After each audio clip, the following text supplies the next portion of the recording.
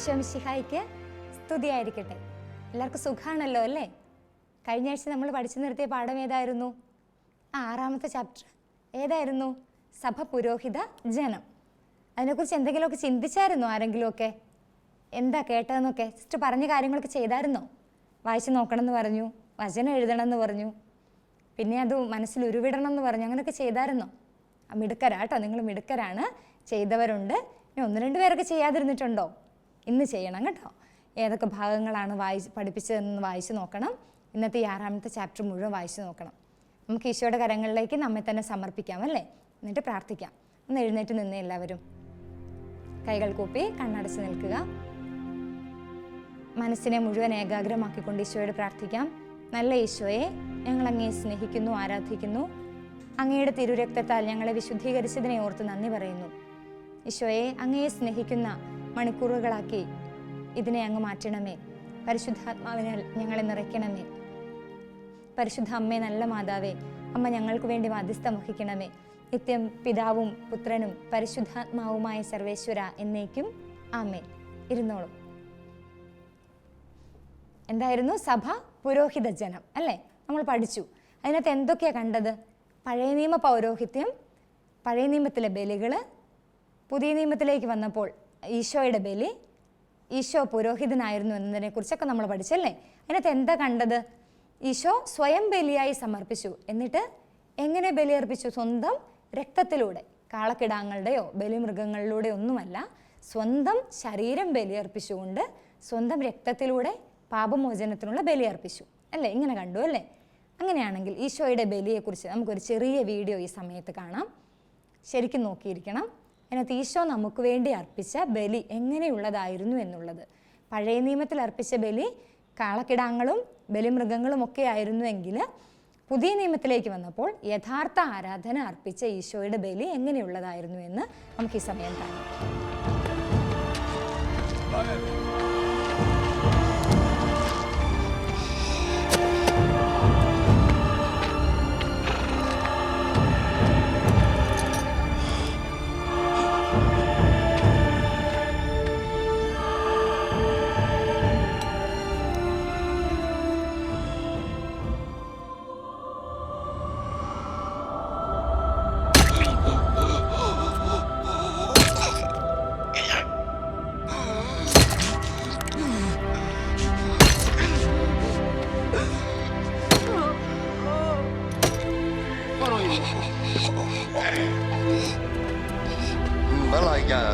Hallo, hou dat kom. Kadi.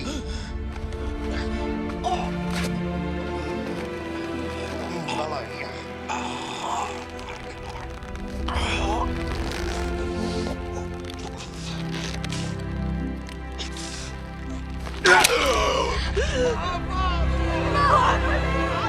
Hey, begohi. Kafak mit patah. Kadi. Abash mako.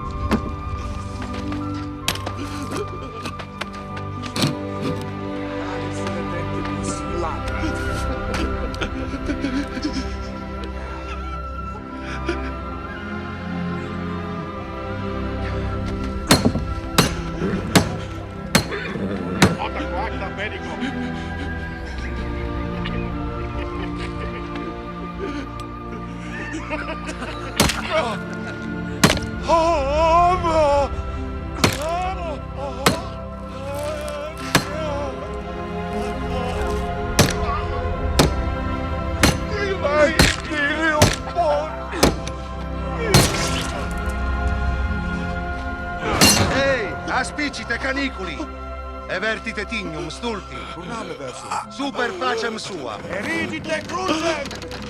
Lucite! Lucite!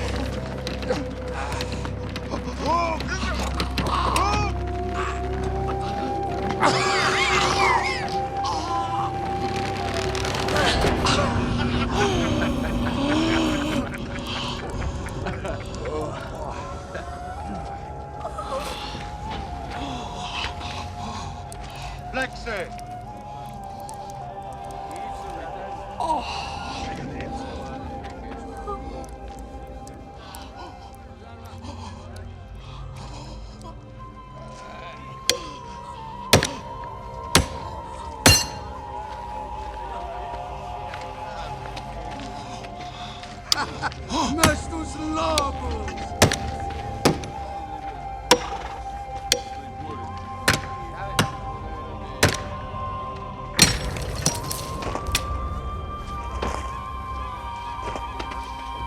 Plantate eam!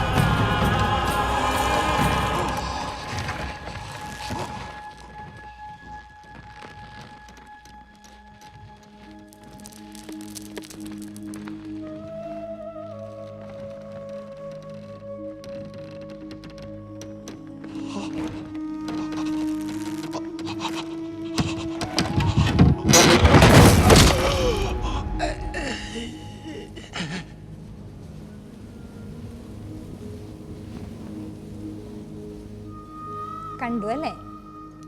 എന്താണ് കണ്ടത്? ഈശോ കാൽവരിയിൽ തൻ്റെ ജീവൻ അർപ്പിക്കുകയാണ്. എങ്ങനെയാ? വെറുതെ ഇങ്ങനെ കൊണ്ടുപോയി ഈശോയെ ക്രൂശിൽ തറയ്ക്കുവാണോ ചെയ്തത്? ശരീരത്ത് മുറിവില്ലാത്ത ഒരു സ്ഥലം പോലും ഇല്ല അല്ലേ? അതുപോലെ ചമ്മട്ടി കൊണ്ടടിച്ച് മുറിവേൽപ്പിച്ച് കുരിശ് ചുമന്ന് കാൽവരിയുടെ മുകളിലേക്ക് എത്തി. പിന്നെ എന്നിട്ടും പോരാഞ്ഞിട്ട് 2 കൈകളിലും കാലുകളിലും ആണി തറച്ച് ഈശോയെ കുരിശിൽ കിടത്തുക. എങ്ങനെ? വസ്ത്രങ്ങളൊക്കെ അണിഞ്ഞാണോ? ഇല്ല, നഗ്നനായിട്ടാണ് ഈശോ തൂങ്ങി മരിക്കുന്നത്. അപ്പോൾ ആരൊക്കെ ഉണ്ടായിരുന്നു അവിടെ? ഈശോയ്ക്ക് ഏറ്റവും പ്രിയപ്പെട്ട ഈശോയുടെ അമ്മയുണ്ടായിരുന്നു, പ്രിയപ്പെട്ട ശിഷ്യനും ഉണ്ടായിരുന്നു, പിന്നെ മഗ്ദലന മറിയ, അങ്ങനെ കുറച്ച് സ്ത്രീകളും, പിന്നെ പടയാളികളല്ലേ. ഈശോ മരിച്ചു കഴിഞ്ഞപ്പോൾ അവർ പോവുകയും ചെയ്തു. എന്നിട്ട് എല്ലാം അവസാനിച്ചിട്ടും അവരെന്ത് ചെയ്തു?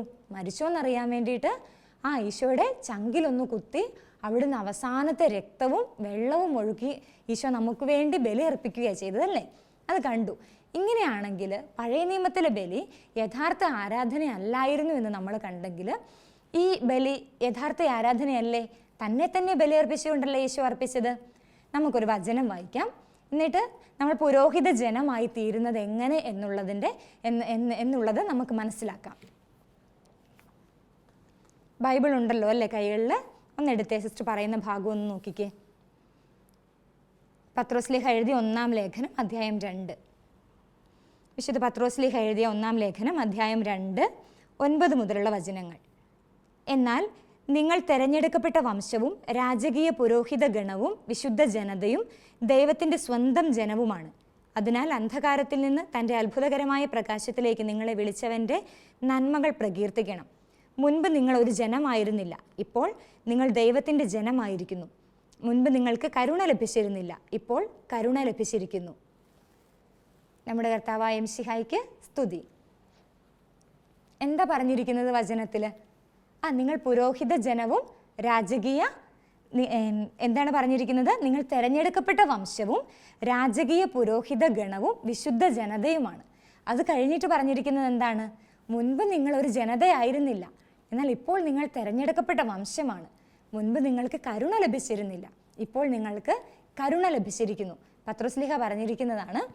ഇതിനകത്ത് എങ്ങനെയാണ് നമുക്ക് കരുണ ലഭിച്ചത്? എങ്ങനെയാണ് നമ്മൾ തിരഞ്ഞെടുക്കപ്പെട്ട ജനമായി തീർന്നത്? ഈശോയുടെ രക്തത്തിലൂടെയാണ് നമുക്ക് കരുണ ലഭിച്ചതും നമ്മൾ തിരഞ്ഞെടുക്കപ്പെട്ട ജനമായി തീർന്നതും. നമുക്ക് നോക്കാം മിശിഹായുടെ പൗരോഹിത്യം എന്നത് എങ്ങനെയാണെന്നതിനെ കുറിച്ച് നമുക്ക് നോക്കാം. നിത്യപുരോഹിതനായ മിശിഹ, ഈശോ നിത്യപുരോഹിതനാണല്ലേ? നമുക്കറിയാം നിത്യപുരോഹിതനായ ഈശോയുടെ പിൻഗാമികളാണ് ആര്? നമ്മുടെ വൈദികർ. അപ്പം നിത്യപുരോഹിതനായ ഈശോ എന്നുള്ള പ്രാർത്ഥന നമ്മൾ ചൊല്ലുന്നു. അങ്ങനെ മിശിഹ നിത്യപുരോഹിതനാണ് എന്ന് നമുക്കറിയാം. ഈശോ, ഈ നിത്യപുരോഹിതനായ മിശിഹ സഭയിലൂടെയാണ് ഇന്ന് തൻ്റെ ആരാധന നടത്തുന്നത്. എങ്ങനെയാണ്? സഭയിലൂടെയാണ് മിശിഹ തൻ്റെ ആരാധന നടത്തുന്നത്. ഇനി നോക്കുക, അഹറോൻ ഏത് വംശത്തിൽപ്പെട്ടവനായിരുന്നു? അഹ്റോൻ്റെ പൗരോഹിത്യം ഇങ്ങനെ തുടർന്ന് വരുവാണെങ്കിൽ എങ്ങനെയുള്ളതാണെന്ന് നമുക്ക് നോക്കാം. അഹ്റോൻ ഏത് വംശത്തിൽപ്പെട്ടവനായിരുന്നു? ഏത് ഗോത്രത്തിൽപ്പെട്ടവനായിരുന്നു? മിടുക്കര്, ലേവി ഗോത്രത്തിൽ അല്ലേ? ലേവി ഗോത്രത്തിൽപ്പെട്ടവനായിരുന്നു. എന്നാൽ ഈശോ ഈ ഗോത്രത്തിലൊന്നും പെട്ടവനായിരുന്നില്ല. പുരോഹിത വംശമായ ലേവി ഗോത്രത്തിൽപ്പെട്ടവനായിരുന്നില്ല ഈശോ. മറിച്ച് രാജകീയ വംശമായ യൂദാ ഗോത്രത്തിൽപ്പെട്ടവനായിരുന്നു ഈശോ. ആരായിരുന്നു യൂദാ ഗോത്രത്തിൽപ്പെട്ട രാജാവ് എന്നൊക്കെ നമുക്കറിയാം. ആരായിരുന്നു? ദാവീദ് അല്ലേ? ദാവീദിനെ കുറിച്ച് നമുക്ക് നന്നായിട്ട് അറിയാം. ദാവീദ് യൂദാ വംശത്തിൽപ്പെട്ട രാജാവായിരുന്നു. ഇങ്ങനെ ഈ യൂദാ വംശത്തിൽപ്പെട്ട പുരോഹിതനായിരുന്നു ഈശോ. അങ്ങനെ ഈശോയുടെ ജനനത്താൽ ഈശോ പുരോഹിത വംശമല്ല എങ്കിൽ കൂടി ദൈവപുത്രനായതുകൊണ്ട് ഈശോ പുരോഹിതനാണ്. ജനനത്താൽ പുരോഹിത വംശത്തിലല്ലെങ്കിൽ കൂടി ദൈവപുത്രനായതുകൊണ്ട് ഈശോ പുരോഹിതനാണ്. ഇനി നമുക്ക് നോക്കാം മിശിഹായുടെ പൗരോഹിത്യം എങ്ങനെയാണ് എന്നതിനെ കുറിച്ച് നമുക്ക് നോക്കാം. ദൈവപുത്രനായ ഈശോ കാൽവരിയിലെ ബലിയിലൂടെ നിത്യപുരോഹിതനായി തീർന്നു. ഈശോ അവിടെ ബലി അർപ്പിച്ചതോടുകൂടി അത് അവസാനിച്ചോ? ഇല്ല അല്ലേ? ഇന്നും ബലിപീഠത്തിൽ ആവർത്തിക്കപ്പെടുന്ന ഓരോ ബലിയിലൂടെയും ഈശോയുടെ ബലി ആവർത്തിക്കപ്പെടുകയാണ് ചെയ്യുന്നത്. അത് അതേപോലെ നടക്കുകയാണ് ചെയ്യുന്നത്. ഈശോ പുനരാവിഷ്കരണം നടത്തുകയാണ്, അല്ലാതെ അതിൻ്റെ മാതൃക എന്നുള്ളതല്ല. ഓരോ ബലിയർപ്പണത്തിലും ഈശോ കാൽവരിയിൽ ബലി അർപ്പിച്ചതുപോലെ തന്നെ ഇന്നും ബലി അർപ്പിക്കുകയാണ് ചെയ്യുന്നത്. അതുകൊണ്ടാണ് സിസ്റ്റർ കഴിഞ്ഞ പ്രാവശ്യം പറഞ്ഞത് ഓർക്കുന്നുണ്ടോ? നമ്മുടെ ബലിയർപ്പണത്തിൽ സജീവമായി പങ്കെടുക്കണമെന്നല്ലേ? അന്ന് നമ്മൾ ഈശോയുടെ കൂടെ കാൽവരിയിൽ ഉണ്ടായിരുന്നെങ്കിൽ എന്ത് വേദന നമ്മുടെ മനസ്സിലുണ്ടാകുമായിരുന്നു. ഇന്ന് ഈ വീഡിയോ കണ്ടപ്പോൾ നമുക്ക് തോന്നിയില്ലേ? ചങ്കൊക്കെ കുത്തി മുറിവേൽപ്പിച്ചപ്പോഴും ആണി കയ്യിലേക്കൊക്കെ അടിച്ചപ്പോഴൊക്കെ എന്തൊരു വേദന നമ്മുടെ മനസ്സിലും തോന്നിയല്ലേ? നമ്മുടെ ഹൃദയത്തിൽ തോന്നി. അങ്ങനെയാണെങ്കിൽ അതേ ബലി തന്നെയാണ് ഇന്ന് നമ്മുടെ ബലിപീഠത്തിലും ഓരോ ബലിപീഠത്തിലും അർപ്പിക്കപ്പെടുന്നത്. അതുകൊണ്ടാണ് സജീവമായി ബലി അർപ്പിക്കണമെന്ന് ഓരോ പ്രാവശ്യം നമ്മളോട് വൈദികരും നമ്മുടെ അധ്യാപകരും ഒക്കെ പറയുന്നത്. ഇനി നോക്കുക, നമ്മൾ എങ്ങനെയാണ് ദൈവജനമായി മാറുന്നത്?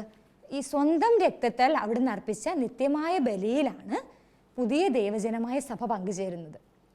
ഈശോ സ്വന്തം ബലിയർപ്പിച്ചു. പഴയ നിയമത്തിൽ അഹറോന്റെ കൈകളിലേക്ക് ബലിമൃഗത്തെ കൊണ്ടുപോയി കൊടുത്തു കഴിയുമ്പം അഹറോൻ കൂടാരത്തിനകത്ത് പ്രവേശിച്ച് ബലിമൃഗത്തെ കൊല്ലുന്നു, രക്തം തളിക്കുന്നു, അങ്ങനെ സംഭവിക്കുന്നു. പക്ഷേ ഈശോ സ്വന്തം രക്തത്താൽ ബലിയർപ്പിച്ച് ഈ ബലിയിൽ നമ്മൾ പങ്കുചേരുകയാണ് ചെയ്യുന്നത്. അതുപോലെ ഈ പങ്കുചേരൽ വഴിയാണ് നമ്മൾ ഓരോരുത്തരും പുരോഹിത ഗണമായി മാറുന്നത്. സഭ പുരോഹിത ഗണമായി തീരുന്നത് ഈശോ സ്വന്തം രക്തത്തിലൂടെ അർപ്പിച്ച ബലിയിൽ പങ്കുചേരുന്നതോടുകൂടിയാണ് സഭ പുരോഹിത ഗണമായി മാറുന്നത്. ഒരു ആരാധനാ സമൂഹമായിട്ട് സഭ ഉയർത്തപ്പെടുകയാണ് ചെയ്യുന്നത്. നമ്മൾ കണ്ടു, നമ്മുടെ ചാപ്റ്ററിൻ്റെ പേരെന്താ? സഭ പുരോഹിത ഗണം. എങ്ങനെയാണ് ഈ സഭ പുരോഹിത ഗണമായിട്ട് മാറുന്നത്? ഈ സ്വന്തം രക്തത്താൽ ബലിയർപ്പിച്ച ഈശോയുടെ ബലിയിൽ പങ്കുചേരുന്നതിലൂടെയാണ് നമ്മൾ പുരോഹിത ഗണമായിട്ട് മാറുന്നത്. അതുപോലെ തന്നെ സഭാമക്കൾ ദൈവത്തിന് പ്രീതിജനകമായ ജനമായി തീരുകയാണ്, സ്വീകാര്യരായി തീരുകയാണ്, പരിശുദ്ധരായി തീരുകയാണ്. അങ്ങനെ രക്ഷിക്കപ്പെട്ടവരായി നമ്മൾ മാറുകയാണ് ചെയ്യുന്നത്. ഈശോയുടെ ബലിയിൽ പങ്കുചേരുന്നതോടുകൂടി നമ്മൾ പുരോഹിത ഗണമായി ഉയർത്തപ്പെടുന്നു. നമ്മൾ പരിശുദ്ധനും സ്വീകാര്യരും രക്ഷിക്കപ്പെട്ടവരുമായി തീരുകയാണ് ചെയ്യുന്നത്. പൗരോഹിത്യം എന്ന് പറയുമ്പോൾ നമ്മൾ നോക്കാം, നമ്മൾ സഭ പുരോഹിത ജനമാണെന്നൊക്കെ പറയുമ്പം നമ്മൾ ആരെയാണ് പുരോഹിതരായിട്ട് മാറ്റി നിർത്തിയിരിക്കുന്നത്? പുരോഹിതരെ, നമ്മുടെ വൈദികരല്ലേ? പക്ഷേ നമ്മളും പുരോഹിത ജനമാണ്. എങ്ങനെയാണ് അങ്ങനെ പുരോഹിത ജനമായി തീരുന്നത്? പൗരോഹിത്യം എന്നത് രണ്ട് തരം പൗരോഹിത്യമുണ്ട്. ഒന്ന് രാജകീയ പൗരോഹിത്യം അഥവാ പൊതു പൗരോഹിത്യം. എന്താണ് രാജകീയ പൗരോഹിത്യം അഥവാ പൊതു പൗരോഹിത്യം? രണ്ടാമത്തേത് ശുശ്രൂഷ പൗരോഹിത്യം. മനസ്സിലായോ? രാജകീയ പൗരോഹിത്യം അഥവാ പൊതു പൗരോഹിത്യം, രണ്ടാമത്തേത് ശുശ്രൂഷ പൗരോഹിത്യം. നമ്മൾ ഉൾപ്പെട്ടിരിക്കുന്നത് ഏത് പൗരോഹിത്യത്തിലാണെന്ന് അറിയാമോ? രണ്ട് തരം പൗരോഹിത്യത്തിൽ നമ്മൾ ഉൾപ്പെട്ടിരിക്കുന്ന ഏത് പൗരോഹിത്യത്തിലാണ്? ശുശ്രൂഷ പൗരോഹിത്യത്തിലാ? അല്ല, നമ്മൾ ഉൾപ്പെട്ടിരിക്കുന്നത് രാജകീയ പൗരോഹിത്യത്തിലാണ്. പൊതു പൗരോഹിത്യത്തിലാണ് നമ്മൾ ഉൾപ്പെട്ടിരിക്കുന്നത്. അതേസമയം ശുശ്രൂഷ പൗരോഹിത്യത്തിൽ ഉൾപ്പെട്ടിരിക്കുന്നവരാണ് വൈദികര്. നമുക്ക് നോക്കാം. നിങ്ങൾ തെരഞ്ഞെടുക്കപ്പെട്ട വംശവും രാജകീയ പുരോഹിത ഗണവും വിശുദ്ധ ജനതയും ദൈവത്തിൻ്റെ സ്വന്തം ജനവുമാണ്. അതുകൊണ്ട് തന്നെ നമ്മൾ പൊതു പൗരോഹിത്യത്തിൽ പങ്കുചേർന്നവരായതുകൊണ്ട് ഈ വചനം ശ്രദ്ധിച്ച്, നമ്മൾ തിരഞ്ഞെടുക്കപ്പെട്ട വംശമാണ്, രാജകീയ പുരോഹിത ഗണമാണ്. അവിടെയാണ് അതിൻ്റെ ഇരിക്കുന്നത്. രാജകീയ പുരോഹിത ഗണമാണ്. നമ്മൾ പൊതു പൗരോഹിത്യത്തിൽ ഈശോയുടെ ബലിയോട് ചേർന്ന് നമ്മൾ പങ്കുചേരുകയാണ് ചെയ്യുന്നത്. ഇങ്ങനെ നമ്മൾ എങ്ങനെയാണ് പങ്കുചേരുന്നത്? മാമോദീസായിലൂടെ സഭയിൽ അംഗങ്ങളായി തീർന്ന എല്ലാവരും പൊതു പൗരോഹിത്യത്തിൽ പങ്കുകാരാകുന്നു. എങ്ങനെയാണ്? മാമോദീസായിലൂടെ സഭയിൽ അംഗങ്ങളായി തീർന്ന എല്ലാവരും പൊതു പൗരോഹിത്യത്തിൽ പങ്കുചേരുന്നു. നോക്കുക, ഇനി ശുശ്രൂഷ പൗരോഹിത്യത്തിനായിട്ട് എങ്ങനെയുള്ളവരെ മാറ്റി നിർത്തപ്പെട്ടവർ? ഇങ്ങനെ മാമോദിസ സ്വീകരിച്ചവരാണല്ലോ ഈ വൈദികർ, അവരും പൊതു പൗരോഹിത്യത്തിൽ ഉൾപ്പെട്ടവരാണ്. പക്ഷേ ദൈവം ചിലരെ തൻ്റെ ശുശ്രൂഷയ്ക്ക് വേണ്ടിയിട്ട് തിരഞ്ഞെടുത്ത് മാറ്റി നിർത്തുകയാണ് ചെയ്യുന്നത്. നമ്മൾ പഴയ നിയമത്തിലെ പൗരോഹിത്യത്തെക്കുറിച്ച് കണ്ടപ്പോൾ കണ്ടു അല്ലേ, മാറ്റി നിർത്തപ്പെട്ടവനാണ്, തിരഞ്ഞെടുക്കപ്പെട്ടവനാണ് അല്ലേ. അങ്ങനെയാണെങ്കിൽ ദൈവത്തിൻ്റെ ശുശ്രൂഷയ്ക്ക് വേണ്ടിയിട്ട് ചിലരെ ദൈവം വിളിച്ച് മാറ്റി നിർത്തുകയാണ്. അവരാണ് ശുശ്രൂഷ പൗരോഹിത്യത്തിൽ ഉൾപ്പെട്ടിരിക്കുന്നവർ. അവരാണ് വൈദികർ അല്ലേ. ഈ രാജകീയ പൗരോഹിത്യത്തിൽ നമ്മളാണ് രാജകീയ പുരോഹിതർ, രാജകീയ പൗരോഹിത്യത്തിൽ പെട്ടിരിക്കുന്നവർ. അങ്ങനെയാണെങ്കിൽ നമ്മളുടെ കടമ നമ്മൾ എങ്ങനെ നിർവഹിക്കണം? രാജകീയ പൗരോഹിത്യത്തിൽ ഉൾപ്പെട്ടിരിക്കുന്ന നമ്മളുടെ കടമ എങ്ങനെ നിർവഹിക്കണം? നോക്കുക, ഇടവക ദേവാലയത്തോട് ചേർന്ന് പുരോഹിതർ ദൈവത്തിൻ്റെ ബലിയർപ്പിച്ച് ദൈവം ഏൽപ്പിച്ചിരിക്കുന്ന ശുശ്രൂഷകൾ നിർവഹിച്ച് വൈദികർ ശുശ്രൂഷ പൗരോഹിത്യത്തിൽ പങ്കുചേരുന്നു. നമ്മൾ ചെയ്യേണ്ടത് നമ്മളുടെ ഇടവക ദേവാലയത്തോട് ചേർന്ന്, അജപാലകരോട് ചേർന്ന്, സമൂഹത്തോട് ചേർന്ന് ഈ ശുശ്രൂഷ നിർവഹിക്കണം. എങ്ങനെയൊക്കെയാണ്? നമ്മുടെ ഇടവകയിൽ നമ്മുടെ വൈദികരോട് ചേർന്ന്, ഇടവക സമൂഹത്തോട് ചേർന്ന് ശുശ്രൂഷ നിർവഹിക്കണം. അവിടെ എന്തൊക്കെ ശുശ്രൂഷകളുണ്ടാവും നമുക്കറിയാം അല്ലേ. വിശുദ്ധ ബലിയിൽ സജീവമായി പങ്കെടുക്കണം. അത് തന്നെ വലിയൊരു പുരോഹിത ഗണം എന്ന നിലയിൽ നമുക്ക് ചെയ്യാൻ പറ്റുന്ന ഏറ്റവും വലിയ കടമയാണ്. അതുപോലെ തന്നെ നമ്മുടെ സംഘടനകളിലൊക്കെ നമ്മൾ നന്നായി പങ്കെടുക്കുക, ജീവകാരുണ്യ പ്രവർത്തനങ്ങളിലൊക്കെ പങ്കെടുക്കുക. ഇങ്ങനെയൊക്കെ നമ്മൾ നമ്മുടെ രാജകീയ പൗരോഹിത്യത്തിൽ പങ്കുചേരുകയാണ് ചെയ്യുന്നത്. ഇതാണ് നമ്മൾ നിർവഹിക്കേണ്ട ശുശ്രൂഷ എന്ന് പറയുന്നത്. ഇനി ഇതിൻ്റെ കർത്തവ്യം, നമ്മുടെ രാജകീയ പൗരോഹിത്യത്തിൽ ഉൾപ്പെട്ടിരിക്കുന്ന നമ്മുടെ കർത്തവ്യം എന്തൊക്കെയാണെന്ന് നോക്കാം. നമ്മുടെ എല്ലാ പ്രവൃത്തികളും വഴി ദൈവത്തിന് ആത്മീയ ബലി അർപ്പിക്കണം. പുരോഹിതർ കാൽവരിയിൽ ദൈവം അർപ്പിച്ച, ഈശോ അർപ്പിച്ച ബലി വീണ്ടും അർപ്പിക്കുകയാണ് ചെയ്യുന്നത്. എന്നാൽ നമ്മൾ ചെയ്യേണ്ടത് നമ്മുടെ എല്ലാ പ്രവൃത്തികളും വഴി നമ്മൾ എന്തൊക്കെ കാര്യങ്ങൾ ചെയ്യുന്നുണ്ടോ അതിലൂടെയൊക്കെ അത് ദൈവമഹത്വത്തിനായിട്ട് അർപ്പിച്ചുകൊണ്ട് നമ്മൾ ആത്മീയ ബലി അർപ്പിക്കുകയാണ് ചെയ്യേണ്ടത്. അതുപോലെ തന്നെ അന്ധകാരത്തിൽ നിന്ന് അത്ഭുതകരമായ പ്രകാശത്തിലേക്ക് വിളിച്ച അവിടുത്തെ സത്യത്തെ പ്രകീർത്തിക്കണം. എന്താണ്? അന്ധകാരത്തിൽ നിന്ന് അത്ഭുതകരമായ സത്യത്തിലേക്ക്. അതെന്താ? നമ്മുടെ പാപങ്ങളിൽ ഉൾപ്പെട്ടിരിക്കുന്ന നമ്മളൊരു അന്ധകാരത്തിലായിരിക്കും അല്ലേ. പാപത്തിൽ ഉൾപ്പെട്ടിരിക്കുമ്പോൾ നമ്മൾ അന്ധകാരത്തിലാണ്. ഈ അന്ധകാരത്തിൽ നിന്നും നമ്മെ നമ്മൾ രക്ഷിക്കപ്പെട്ട ജനമാണ്. ഇങ്ങനെ നമ്മെ രക്ഷിച്ച ദൈവത്തെ, അവിടുത്തെ സത്യത്തെ നമ്മൾ പ്രകീർത്തിക്കണം. ദൈവം സത്യമാണ്, ഈ സത്യത്തെ നമ്മൾ പ്രകീർത്തിക്കണം. അതെങ്ങനെയാണ് നമ്മൾ പ്രകീർത്തിക്കേണ്ടത്? പ്രാർത്ഥനയിലൂടെയും ആരാധനാ സ്തുതിയിലൂടെയും ഒക്കെ നമ്മളെ തന്നെ ദൈവത്തിന് സമർപ്പിച്ചുകൊണ്ട്, സജീവ ബലിയായിട്ട് നമ്മളെ തന്നെ ദൈവത്തിന് സമർപ്പിച്ചുകൊണ്ടാണ് നമ്മൾ ഈ ആരാധന അർപ്പിക്കേണ്ടത്, ഈ സത്യത്തെ നമ്മൾ പ്രകീർത്തിക്കേണ്ടത്. മനസ്സിലായോ എങ്ങനെയാണെന്ന്? നമ്മുടെ ഇടവകയോട് ചേർന്ന്, ഇടവകയിലെ പ്രവർത്തനങ്ങളോട് ചേർന്ന്, അജപാലകരോട് ചേർന്ന്. ആരാ അജപാലകർ? വൈദികരല്ലേ. വൈദികരോട് ചേർന്ന് നമ്മളുടെ ശുശ്രൂഷ നമ്മൾ നിർവഹിക്കണം. അതെങ്ങനെയൊക്കെ? എല്ലാ പ്രവൃത്തികളും വഴി നമ്മൾ എന്തൊക്കെ കാര്യങ്ങൾ ചെയ്യുന്നുണ്ട് അതൊക്കെ ദൈവമഹത്വത്തിന് വേണ്ടി ചെയ്തുകൊണ്ട് ആത്മീയ ബലി അർപ്പിക്കണം.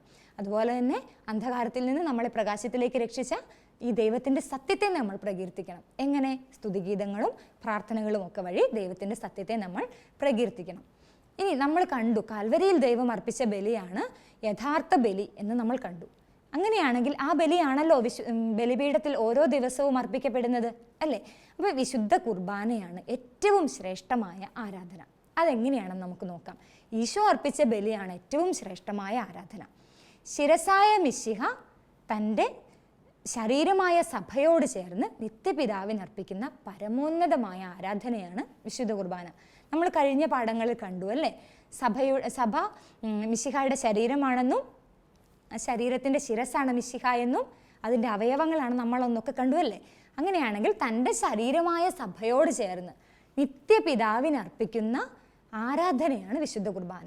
ശിരസായ മിശിഹ തൻ്റെ ശരീരമായ സഭയോട് ചേർന്ന് നിത്യപിതാവിന് അർപ്പിക്കുന്ന ആരാധനയാണ് വിശുദ്ധ കുർബാന. അതേ സമയം തന്നെ മിശിഹായോട് ചേർന്ന് അവിടുത്തെ ശരീരമായ സഭ അർപ്പിക്കുന്ന ആരാധന കൂടിയാണ് വിശുദ്ധ കുർബാന. മനസ്സിലായോ? രണ്ട് കാര്യങ്ങളുണ്ട് ഇവിടെ. മിശിഹ സഭയോട് ചേർന്നിട്ട് നിത്യപിതാവിന് ആരാധന അർപ്പിക്കുന്നു.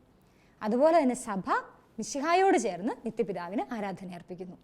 ഇങ്ങനെയാണ് വിശുദ്ധ കുർബാന ഏറ്റവും ശ്രേഷ്ഠമായ ആരാധനയാണ് എന്ന് നമുക്ക് മനസ്സിലാക്കാൻ വേണ്ടി സാധിക്കുന്നത്. നിത്യപുരോഹിതനായ ഈശോ എങ്ങനെയാണ് ബലിയർപ്പിച്ചത്? അത് നമ്മൾ കണ്ടു. തൻ്റെ ജീവിതത്തിലൂടെ, പീഡാസഹനത്തിലൂടെ, മരണത്തിലൂടെ, സംസ്കാരത്തിലൂടെ, ഉത്ഥാനത്തിലൂടെയൊക്കെയാണ് ഈശോ ബലിയർപ്പിച്ചു. ഈ ഈശോയുടെ ബലിയിലാണ് നമ്മൾ പങ്കുചേരുന്നത്. അല്ലേ? ഈശോയുടെ പീഡാനുഭവത്തിലും ജീവിതത്തിലും മരണത്തിലും ഉത്ഥാനത്തിലും സംസ്കാരത്തിലും ഉത്ഥാനത്തിലും ഒക്കെ നമ്മൾ പങ്കുചേരുകയാണ് ചെയ്യുന്നത്. അങ്ങനെ പുരോഹിത ഗണമായ സഭയുടെ പരമോന്നത ആരാധനയായിട്ട് എന്ത് മാറുന്നു? വിശുദ്ധ കുർബാന മാറുന്നു. ഇനി ശുശ്രൂഷ പൗരോഹിത്യത്തിന് വേണ്ടി ദൈവം ചിലരെ തെരഞ്ഞെടുക്കുന്നു എന്ന് പറഞ്ഞു അല്ലേ? നമ്മൾ ദൈവത്തിൻ്റെ ശുശ്രൂഷ ചെയ്യുവാനും ജനത്തെ വിശുദ്ധീകരിക്കാനും വേണ്ടി ദൈവം ചിലരെ തെരഞ്ഞെടുക്കുകയാണ്. അവരാണ് ആര്? ശുശ്രൂഷ പൗരോഹിത്യം സ്വീകരിച്ചവർ. ഇനി ശുശ്രൂഷ പൗരോഹിത്യം സ്വീകരിച്ച ഒരാളുടെ കടമ എന്താണെന്നുള്ളതാണ് നമ്മൾ കഴിഞ്ഞ ചാപ്റ്ററിൽ കണ്ടായിരുന്നു. വൈദികരുടെ കടമ എന്തൊക്കെയാ? നയിക്കുക, പഠിപ്പിക്കുക, വിശുദ്ധീകരിക്കുക, ഇങ്ങനെയൊക്കെയാണ് നമ്മൾ കണ്ടു അല്ലേ? നോക്കുക, ഈ ശുശ്രൂഷ പൗരോഹിത്യമുള്ള ആൾക്ക് മാത്രമാണ് ഈ ഒരു കടമ, ഈ ഒരു അധികാരമുള്ളത്. നമ്മൾ വിചാരിച്ചാൽ നമുക്ക് നടക്കുമോ? പള്ളിയിൽ കയറിയിട്ട് ബലി അർപ്പിക്കണമെന്ന് വിചാരിച്ചാൽ അച്ഛൻ അർപ്പിക്കുന്ന ബലി പോലെ നമുക്ക് അർപ്പിക്കാൻ പറ്റുമോ? ഇല്ല അല്ലേ? അപ്പം സഭാ സമൂഹത്തെ ശുശ്രൂഷിക്കുകയും നയിക്കുകയും പഠിപ്പിക്കുകയും വിശുദ്ധീകരിക്കുകയും ഒക്കെ ചെയ്യുന്നത് ശുശ്രൂഷ പൗരോഹിത്യം ലഭിച്ച ഒരാളാണ്. അദ്ദേഹം മിശിഹായുടെ പ്രതിനിധിയാണ്. ആ നിലയിൽ ബലിയർപ്പിക്കുന്നു. ജനം മുഴുവൻ്റെയും പേരിൽ ആ ബലി ദൈവത്തിന് സമർപ്പിക്കുന്നു. ഇങ്ങനെയാണ് ശുശ്രൂഷ പൗരോഹിത്യം സ്വീകരിച്ച വ്യക്തി, ഒരു വൈദികൻ, ദൈവത്തിൻ്റെ പ്രതിനിധിയാണ്. യേശു നിത്യപുരോഹിതനായ മിശിഹായുടെ പ്രതിനിധിയാണ് ശുശ്രൂഷ പൗരോഹിത്യം സ്വീകരിച്ച വ്യക്തി. ഈ വ്യക്തി സഭയ്ക്കു വേണ്ടി ദൈവത്തിൻ്റെ മുൻപിൽ ബലിയർപ്പിക്കുകയാണ് ചെയ്തത്. അഹറോൻ ജനത്തിൻ്റെ മുഴുവൻ പ്രാർത്ഥന ദൈവത്തിൻ്റെ സന്നിധിയിൽ സമർപ്പിച്ചു. അങ്ങനെ അത് കഴിഞ്ഞുപോയി അല്ലേ? ഇതേ സമയം യഥാർത്ഥ ആരാധന അർപ്പിച്ച ഈശോയുടെ ബലി സഭയ്ക്ക് വേണ്ടി പുരോഹിതൻ അർപ്പിക്കുകയാണ് ചെയ്യുന്നത്. ശുശ്രൂഷ പൗരോഹിത്യം സ്വീകരിച്ച ആൾ ചെയ്യുന്നത്. ഇനി നോക്കുക, പൊതുപൗരോഹിത്യം അഥവാ രാജകീയ പൗരോഹിത്യം നമ്മൾ കണ്ടു, അതുപോലെ ശുശ്രൂഷ പൗരോഹിത്യം കണ്ടു. ഈ ഏത് പൗരോഹിത്യത്തിൽ നമ്മൾ പങ്കുചേർന്നാലും ദൈവവും മിശിഹായുടെ ഏകവും നിത്യവുമായ പൗരോഹിത്യത്തിൽ നമ്മൾ പങ്കുചേരുകയാണ് ചെയ്യുന്നത്. ഏത് പൗരോഹിത്യത്തിൽ നമ്മൾ പങ്കുചേർന്നാലും, ശുശ്രൂഷ പൗരോഹിത്യമാണ്, വൈദികനാണെങ്കിലും രാജകീയ പൗരോഹിത്യം അഥവാ പൊതുപൗരോഹിത്യത്തിൽ അംഗങ്ങളായിരിക്കുന്ന നമ്മളാണെങ്കിൽ പോലും മിശിഹായുടെ ഏകവും നിത്യവുമായ പൗരോഹിത്യത്തിൽ നമ്മൾ പങ്കുചേരുകയാണ് ചെയ്യുന്നത്. അങ്ങനെയാണ് സഭ പുരോഹിത ജനമായിട്ട് മാറുന്നത്. അങ്ങനെയാണെങ്കിൽ നമ്മൾ എന്ത് ചെയ്യണം? ദൈവത്തിൻ്റെ ബലിയിൽ, ഈശോയുടെ ബലിയിൽ നമ്മൾ പങ്കുചേരുകയാണ്.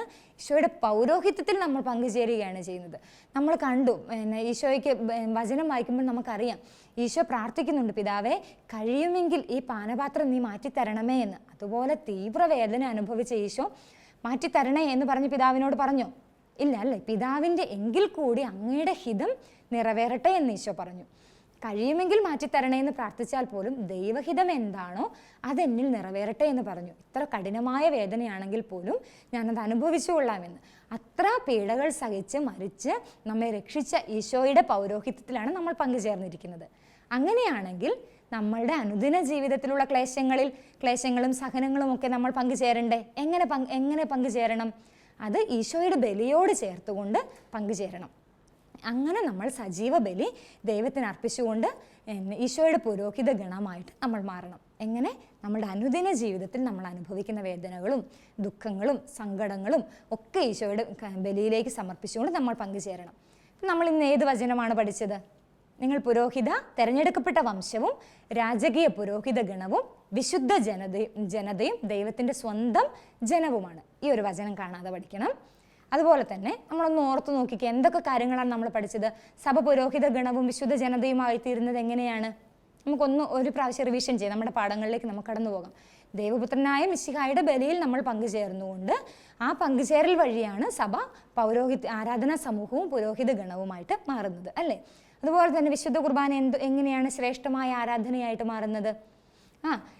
ഈശോ അർപ്പിച്ച ബലിയോട് ചേർന്ന് സഭ ദൈവത്തിന് ആരാധന അർപ്പിക്കുന്നു. അതുപോലെ തന്നെ സഭയോട് ചേർന്ന് മിശിഹ ആരാധന അർപ്പിക്കുന്നു. ഇങ്ങനെ വിശുദ്ധ കുർബാന ശ്രേഷ്ഠമായ ആരാധനയായിട്ട് മാറുന്നു.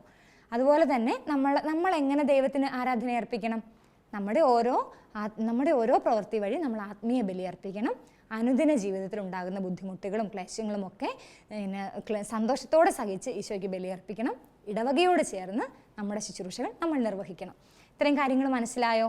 അങ്ങനെ 6ാമത്തെ ചാപ്റ്റർ നമ്മൾ മനസ്സിലാക്കി നമ്മൾ എങ്ങനെയാണ് പുരോഹിത ജനമായി തീർന്നതെന്ന്. ഈശോയുടെ ബലിയോട് ചേരുമ്പോൾ ഈശോയുടെ പൗരോഹിത്യത്തിൽ നമ്മളും പങ്കുചേരുകയാണ് ചെയ്യുന്നത്. അപ്പം നമുക്ക് എന്ത് തീരുമാനിക്കാം? ഇത്ര വേദന സഹിച്ച് ഈശോ നമ്മളെ രക്ഷിച്ചെങ്കിൽ നമ്മുടെ ജീവിതത്തിൽ ഉണ്ടാകുന്ന കുഞ്ഞു സഹനങ്ങളൊക്കെ സന്തോഷത്തോടെ നമുക്ക് സ്വീകരിക്കാം അല്ലേ? അങ്ങനെയാണെങ്കിൽ പരാതി പറയാതിരിക്കുവോ?